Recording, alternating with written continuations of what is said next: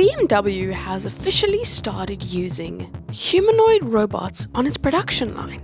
They're about human-sized, built by a company called Figure AI. And they can walk, lift, and handle repetitive tasks. BMW says this makes the factory safer.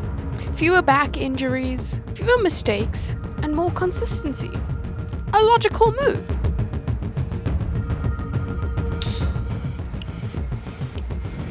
Whoa. Can I just interrupt very quickly?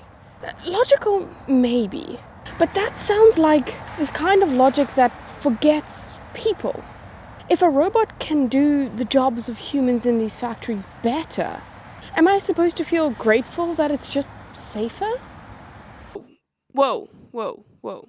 That's not what I'm saying. No one's trying to replace people here. These robots are filling gaps. Factories struggle to hire for physically demanding jobs. If a robot can take those jobs, then that's progress. But progress for who? Because once you remove the physical side, you also remove the part of the job that makes it yours. Or you're the one doing it. When the robot lifts, it moves everything. What's left for the person to feel capable of? You still have people managing, checking quality, as well as solving problems. The idea is that humans move up the chain, less labor and more decision making.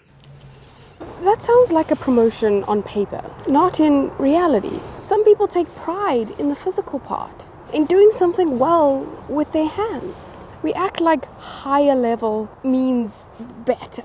Not everyone wants to become this person that monitors screens and stares at them all day, typing on a keyboard. Sure. But it's not like the alternative is better. People get injured, they burn out. A lot of jobs aren't meaningful just because they're physical. They're actually quite exhausting. But that exhaustion that you speak of was also connection. You learn through your body. You know when something's wrong because you felt it. A sound, a vibration, the way the bolt moves. A robot, I don't know if it has that kind of knowledge. At least that intuitive human sense of been doing it for years. I know when something's wrong. No, but that's exactly the point. It doesn't need to.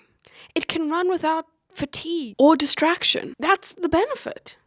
But sorry to interrupt. That's the problem. It doesn't need to rest or notice or even care. And when we build systems around that, people stop being part of the process that requires noticing and care. It's not just about safety. It's about attention.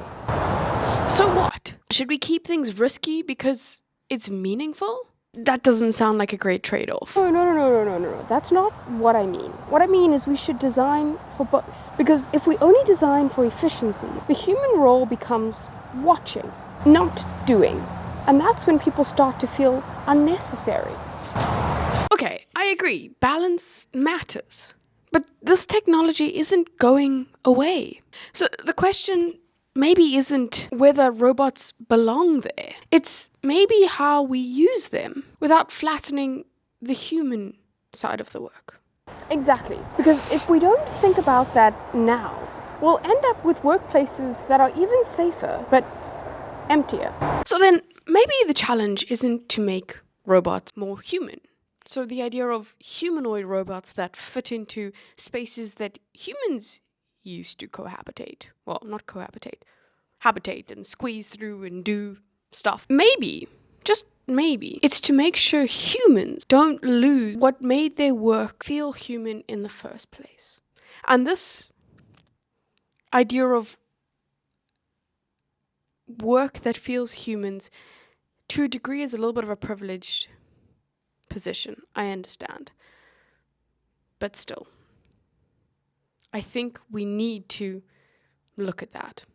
At least the people that still have that, or people that have that in their work, we should try and keep that. Yes, kind of. The danger isn't completely just on the fact of replacement. It's disconnection.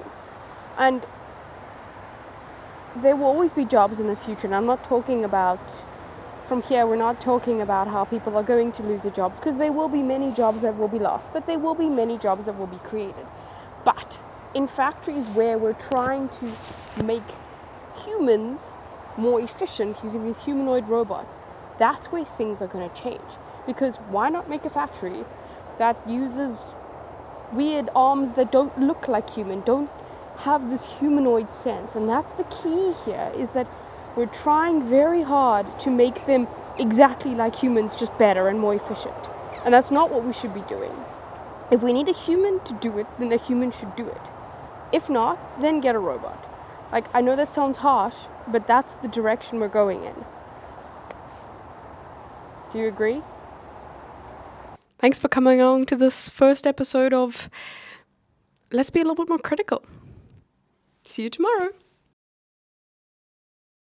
Anyway, this was a new format that I've been trying out. This is the first pilot episode, so it might be a complete flop, but it's a little bit more creative. So I'm going to try it out, at least for the next 7 days, and see how it goes. It's a little bit more coordination from my side, but yeah, let's see. If you like it or hate it, let me know. Anyway,